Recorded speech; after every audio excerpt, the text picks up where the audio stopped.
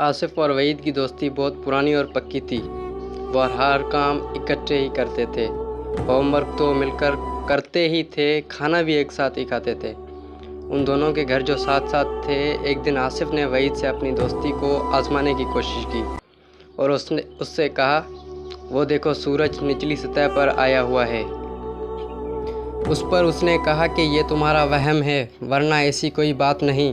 अल्लाह ताला ने सूरज और चाँद के लिए जो निज़ाम बनाए हैं उसमें कोई तब्दीली नहीं आ सकती। ये सब अल्लाह के हुक्म से चलते हैं। तुम उस तरफ ज़्यादा तवज्जो ना दो, बल्कि अपना ध्यान अपनी तालीम पर रखो। एक दिन वहीद स्कूल जाते हुए रास्ते में ज़मीन पर गिर पड़ा। आसपास के लोगों ने जब ये देखा तो उन्हें बहुत अफसोस हुआ और उन्होंने उसे अस्पताल पहुंचाया, उसकी मरहम पट्टी कराई। डॉक्टर ने कहा कि ये कम से कम एक हफ्ते तक मुकम्मल आराम करे, ना ही कोई खेल खेले, और 2-3 रोज़ तक तो बिस्तर अदालत पर रहा। फिर एक दिन जब आसिफ वहीद की इयादत करने उसके पास आया तो उसने आसिफ से झगड़ा करना शुरू कर दिया। अगरचे आसिफ वहीद की उस हरकत से परेशान हुआ था, हम उसने तहम्मुल में काम लिया।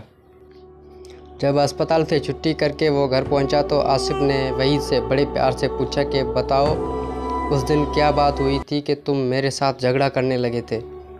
तब वहीद ने आसिफ को सारी सूरत-हाल बता दी कि वो अस्पताल से फारिग होकर बाहर निकला ही था कि एक लड़के ने उसकी सर पर ईंट दे मारी, जिससे वो ज़ख्मी हो गया और उसका सर फट गया। अगर मकामी लोग उसे अस्पताल बरवक्त ना ले जाते तो पता नहीं क्या हो जाता। बहरहाल मैंने तुमसे झगड़ा किया, मैं तुमसे माफ़ी मांगता हूँ और वादा करता हूँ कि आइंदा ऐसी हरकत कभी नहीं करूँगा।